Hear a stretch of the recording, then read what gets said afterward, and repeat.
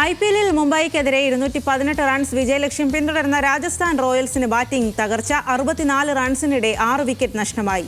Jasprit Bumrah, Trent Boult എന്നിവർ 2 wicket വീതം വീഴ്ത്തി. ഖിലാഫ് അഹമ്മദാണ് ചേരുന്നത് സ്പോർട്സ് ഡെസ്കിൽ നിന്നും. ഖിലാഫ്, ചെന്നൈക്ക് പിന്നാലെ രാജസ്ഥാനും പ്ലേ ഓഫ് കാണാതെ പുറത്തേക്കാണോ? എന്താണ് സൂചനകൾ?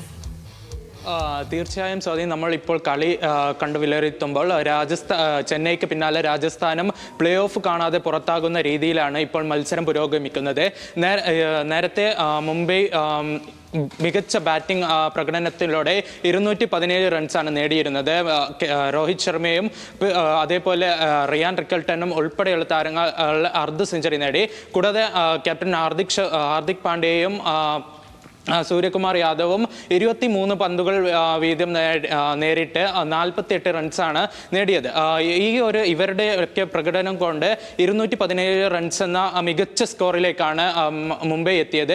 ഇതിൽ എടുത്തു പറയേണ്ടത് രോഹിത് ശർമ്മയുടെ മികച്ച പ്രകടനമാണ്. കാരണം ഈ ഒരു സീസൺ തുടക്കത്തിൽ തന്നെ വിമർശനം, അതായത് മോശം പ്രകടനത്തെ തുടർന്ന് വിമർശനങ്ങൾ ഏറെയാണ് രോഹിത് ശർമ്മ നേരിട്ടത്. ഇതിന് പിന്നാലെയാണ് കഴിഞ്ഞ മത്സരങ്ങളിലൊക്കെ മികച്ച രീതിയിലുള്ള പ്രകടനം കാഴ്ചവെച്ച് രോഹിത് ശർമ്മ ഫോമിലേക്ക് തിരിച്ചെത്തിയത്.